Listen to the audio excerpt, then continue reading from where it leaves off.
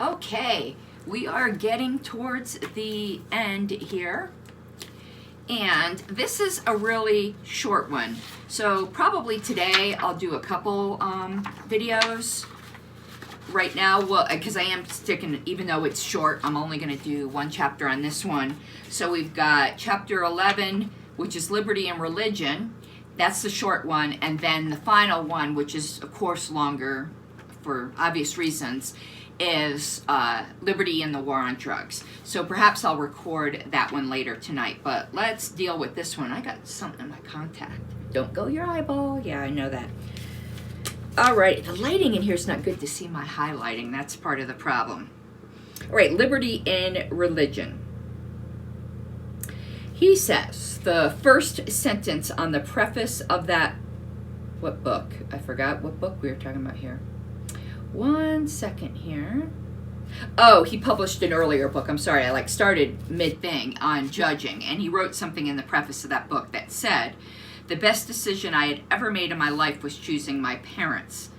And of course, he's being facetious. And he says, the benefits of that choice had made enormous differences in my life. They were a huge support system, and they provided me with love that was both unconditional and unending. And I highlighted that, I guess, because the factor of chance in our lives is, in fact, so strong. I can't say I had the ideal parents, but again, they made me what I am today, which I'm happy with.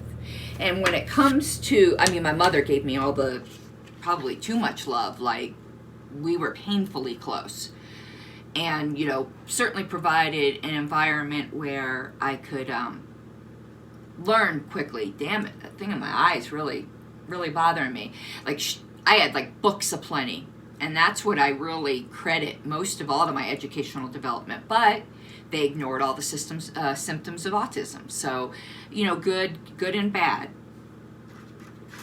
So let's continue. He recommends a book here called The Anatomy of Peace, which I might pick up, which says it discusses the difference between treating another person as a person or an object. That sounds like it would be a good read.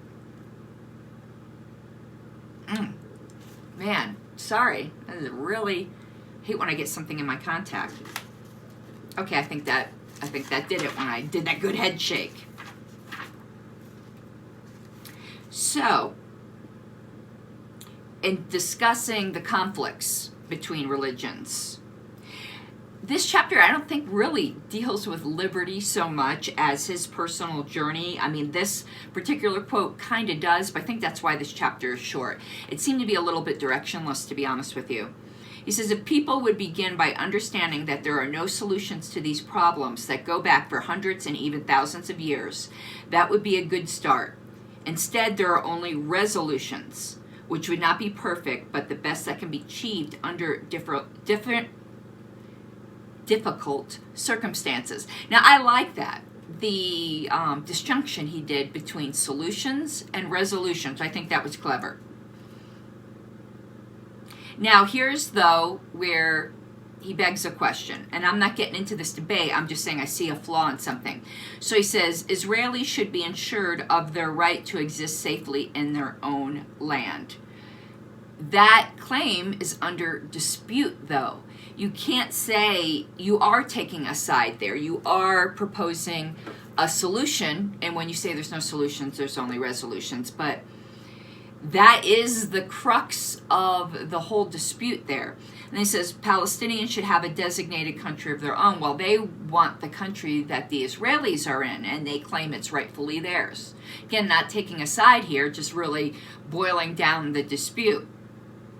And be able to control their own water power and movements. All religious sites should be respected. Well, again, that is, and the thing is back. I probably just have to pull that contact lens out. That, again, is assuming a conclusion to a dispute. The site of where the temple is supposed to be rebuilt is under the Dome of the Rock. The Jewish people believe they need to rebuild the temple, but you can't do that without destroying the Dome of the Rock. So it's not quite this simple. and should be under the control of the group that is affected by them. Well, the three major religions, Christianity, Judaism, and Islam, are all affected by the religious sites in and around Jerusalem. Fortunately, the Palestinians now seem to be closer to having a responsible government with whom the Israelis and others can negotiate. The U.S. should step forward and exert some neutral and principled leadership. No, we should stay the fuck out of it, to help bring a lasting peace to this confused place. What kind of paternalistic things thinks that we who are very far removed from the cultures and the place are going to be bringing the voice of wisdom? This is provincialism. Probably no one else could do it but us. How about the people affected? And it's a long time for us to take that role? No. No, hell no. That I disagree, exclamation point.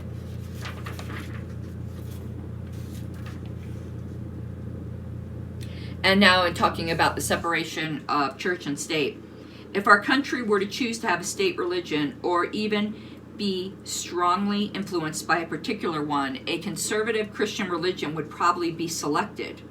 But in reality, it's too late. We have long since become a nation of Jews, Hindus, Muslims, less conservative Christian religions, and many other religions as well as people who are atheists, humanists, or have no religion at all.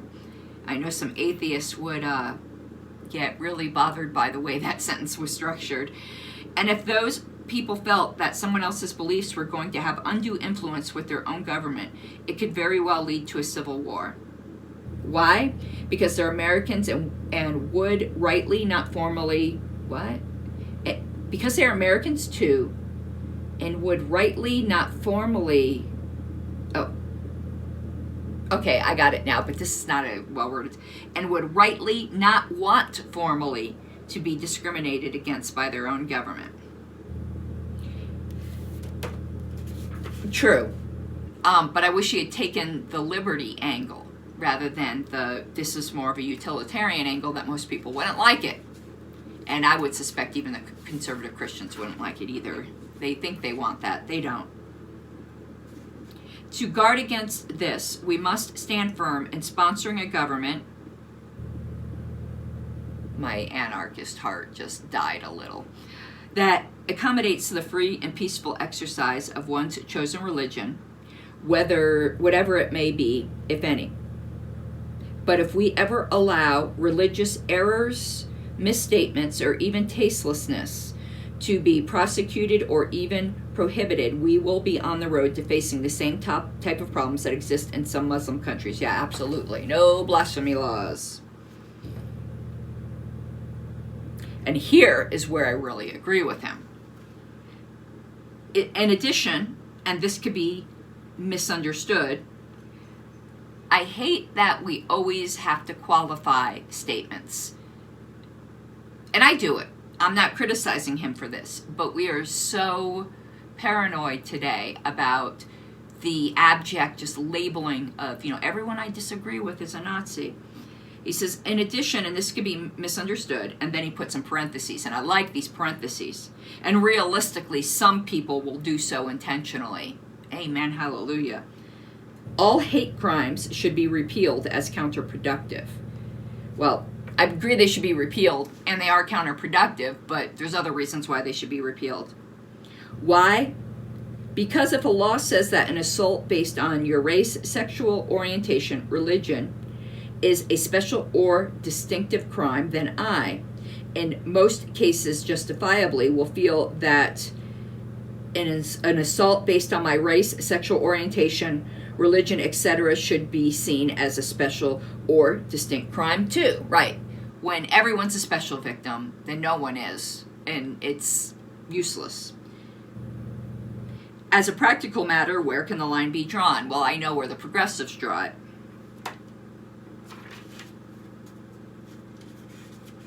But here's where he gets to now, outside of the utilitarian reasons, the liberty reasons. Liberty dictates that no one person by law should be deemed to be more special or distinctive than any other. And once again, by following the dictates of liberty, we will not be required to pass so many laws. And we will also avoid a lot of legitimately hurt feelings.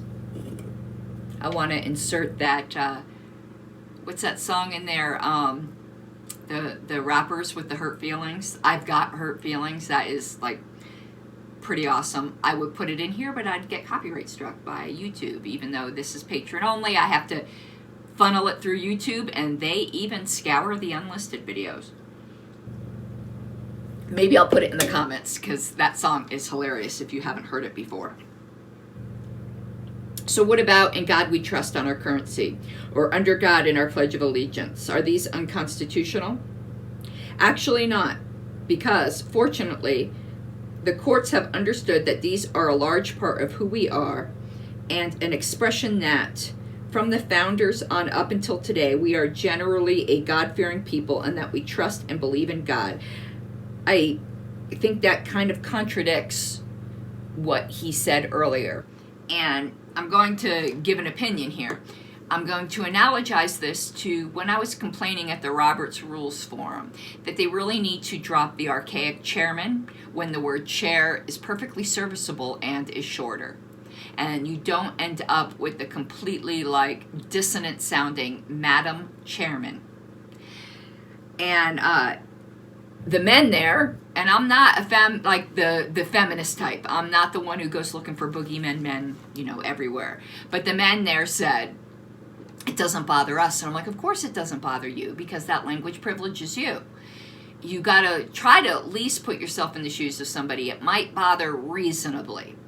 So with him saying, fortunately, there's no problem with "In God We Trust" and in our Pledge of Allegiance, because generally we are a God-fearing people collective. That right there, though, is the state making a religious statement. And if I were an atheist, I would be bothered. I don't think it's unreasonable to be bothered by that. And the "Under God" and the Pledge of Allegiance is a recent development anyway. Now, I'm no fan of the Pledge of Allegiance to begin with. I think the whole thing could die in a fire. But if it's going to remain, the religious language should probably come out. The same thing is true for us to continue to celebrate Christmas as a national holiday. We shouldn't have any national holidays. Except perhaps like Independence Day or something like that. Or for religious events or servants like Mother Teresa to be celebrated on our postage stamps. Postage stamps should just be fucking postage and not be pushing agendas. And perhaps they should license out to private companies who want to sell collector's stamps with different images on it. Of course, there will be those who try to push the envelope on both sides of the issues. But fortunately, the courts have seen it appropriate to celebrate and maintain the historical and traditional parts of our nation. Why fortunately? I think the government needs to stay out of that, but give greater freedom to individuals to do so.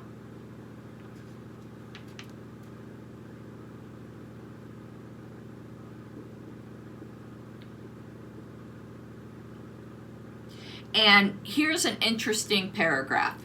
And here it is. It's funny. The short chapter actually turned out to be pretty long, so maybe I misjudged it. This is the last part of the chapter, though. And I'm really not too sure where I feel here. Of course, the answer is liberty and have the government not steal so much money that it could do this to begin with. But we're trying to examine what would be the appropriate response with the government we have now. We should be quite concerned about our government funneling charitable funds through religious institutions. Not so sure I'm concerned about that. I'm more concerned about them funneling charitable funds, period. It sounds fine in concept for the government to fund wonderful organizations like the Salvation Army and church-sponsored food kitchens for the poor. But here's the part that gives me pause. But remember where government money is given, control is sure to follow. And that is true. And it's funny, is that is ultimately the underpinning of my argument against Georgism, which I am going to eventually do a video on. And then the strings attached to the funding invariably become ropes and chains. So in many ways, it would be better for the money to be funneled to non-religious organizations. No, it would be better to cut the budget and stop stealing from people for that and let them choose the organizations they would like their money to go to. Besides, if the government funds your religious group's charities, why shouldn't it also fund mine? And that only begins the friction, because one person's charity can quickly become another person's terrorist group. But that also goes for non-religious charities as well. That cutting out the religious charities does not solve this problem. These conflicts will never end, so it's better not to get started down that road in the first place. It's better to not be funding any charities and stop stealing and get that out of the budget. Good step. All right, that's it for Liberty and Religion. The last chapter is Liberty and the War on Drugs. I will never curse another discussion by saying, oh, this should be short and easy, because this turned out to be the longest one. Talk to you later.